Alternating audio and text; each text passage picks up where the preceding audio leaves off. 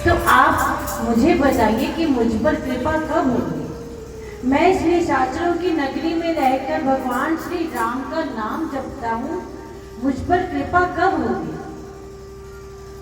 हनुमान जी कहने लगे कि विभीषण जी, आप भगवान श्री राम का नाम तो जप रहे हैं लेकिन उनका कार्य नहीं कर रहे, कि उनकी कृपा को पाने के लिए नाम जपने के साथ साथ उनका कार्य भी करना है। कि आपको पता है आपके भाई रावण हमारी मां जानकी को उठाकर यहां ले आए। क्या आपने कभी रावण को जाकर समझाया, या कभी आप मेरी मां जानकी का पता लेने गए कि वो कैसे है? आपने राम जी का कार्य तो किया नहीं, केवल राम का नाम जप रहे हैं। राम जी के कार्य को भी करेंगे तो आप पर कृपा होगी। तो यहाँ पर एक तरह से हनुमान जी रास्ता दिखा गए विभीषण जी को, कि जब आप रावण को जाकर समझाएंगे ना, तब आप भगवान श्री राम के चरणों में पहुंच जाएंगे। वो जैसे भी पहुंचे हो, चाहे लात खाकर गए हो, लेकिन पहुंचे। कि जो रास्ता गुरुदेव हमें दिखा दे, उस रास्ते पर जब भक्त चल पड़ता है तो अपने लक्ष्य पर पहुंच जाता है। जब हनुमान जी ने कहा तो विभीषण कहने लगे कि मैं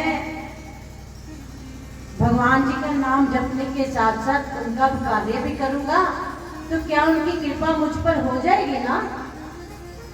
तो हनुमान जी कहने लगे कि उनकी कृपा नहीं होगी। जब आप नाम जपने के साथ साथ उनका कार्य करेंगे, तब वो आपसे प्रेम करेंगे, खाली कृपा नहीं करेंगे, आपसे प्रेम करने लगेंगे। कि किस प्रकार जिसको अपने गुरुदेव का प्यार मिल जाए, भगवान का प्यार मिल जाए, उसको जीवन में कुछ और किसी चीज की आवश्यकता ही नहीं रहती। कैसे? गुरु का प्यार मिल जाए जिन्हें एक बार जीवन में, गुरु का प्यार मिल जाए जिन्हें एक बार जीवन में, गुरु का प्यार मिल जाए जिन्हें एक बार जीवन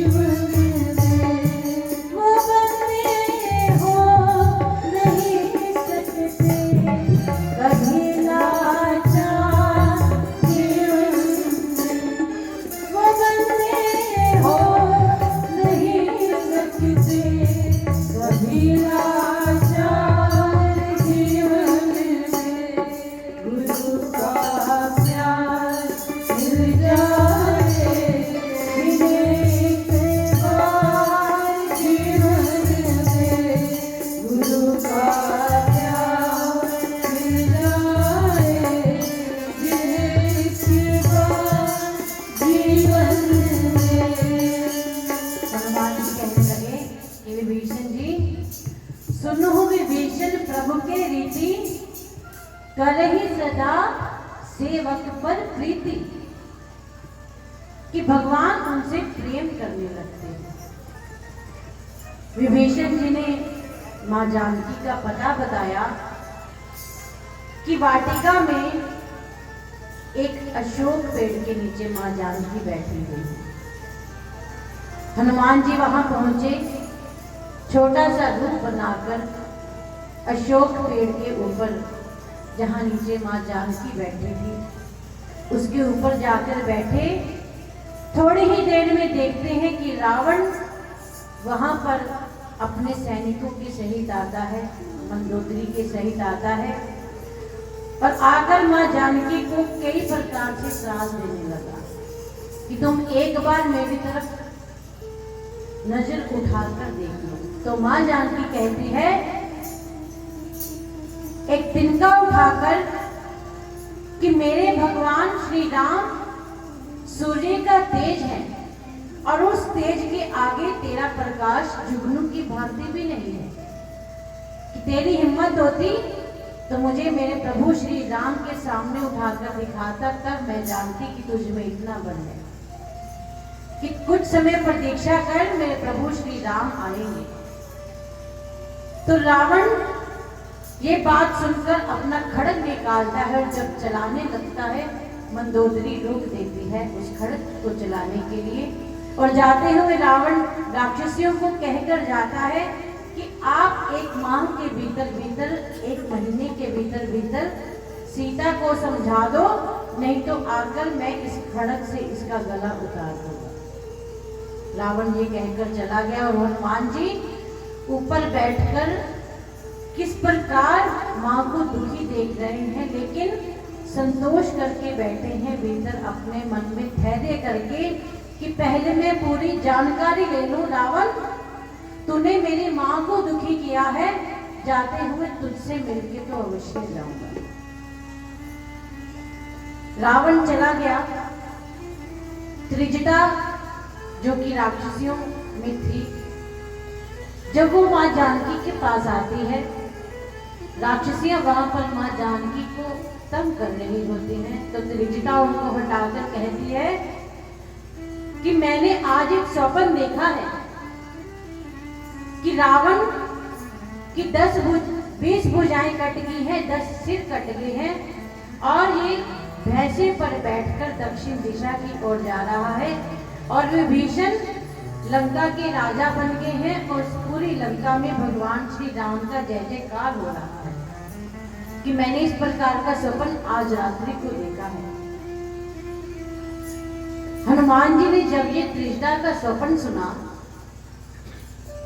हनुमान जी सोचने लगे कि मुझे तो जामवंत जी ने कहा है कि केवल माँ जानकी का पता करके आना, लेकिन त्रिजटा जो ये सारी बातें बता रही हैं कि रावण की 20 भुजाएं कट गई हैं, पूरी लंका में आग लग गई है, पूरी सोने की लंका जल गई है, और विभीषण राजा बन गए हैं, इनमें से तो मुझे कुछ करने को कहा ही नहीं, ये सब कैसे होगा। हनुमान जी सोचने लगे कि हो सकता है मेरे आने के बाद ये पूरी रचना बनाई होगी भगवान ने, तो त्रिजटा को स्वप्न के द्वारा मुझे बता रहे हैं। तो ये स्वप्न हनुमान जी को भी तो आ सकता था, जो स्वप्न त्रिजटा को आ गया कि जो जो कार्य करने थे। हनुमान जी को स्वप्न क्यों नहीं आया? क्योंकि जब से हनुमान जी वहां से चले हैं तब से सोए ही नहीं, और सोएंगे नहीं तो स्वप्न कैसे आएगा। किसी को जागते हुए स्वप्न आता है? किसी को आया जागते हुए स्वप्न?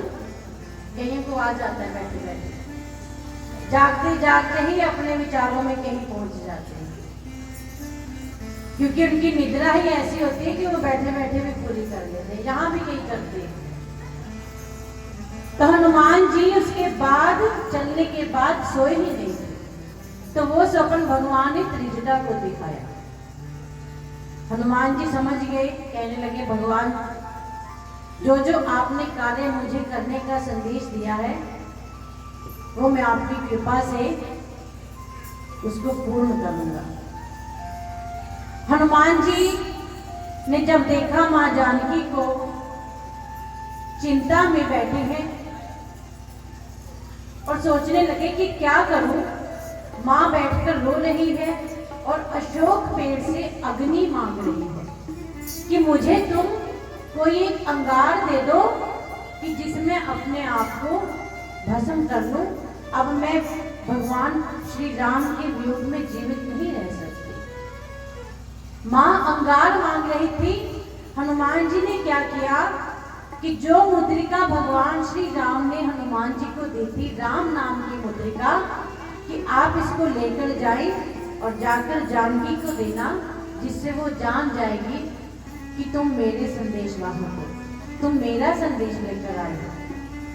हनुमान जी ने वही मुद्रिका जो अपने पास रखी हुई थी उसको नीचे गिरा दिया।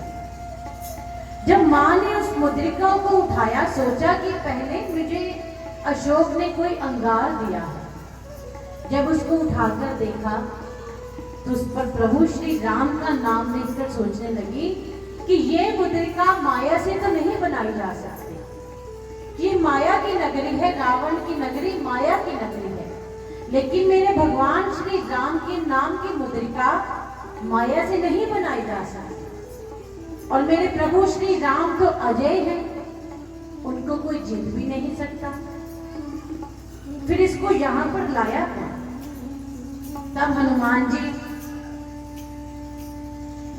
माँ का दुख देखकर उनको राम कथा सुनाने लगते हैं, क्योंकि दुख को मिटाने का एक ही उपाय है, भगवान श्री राम का नाम और भगवान की कथा।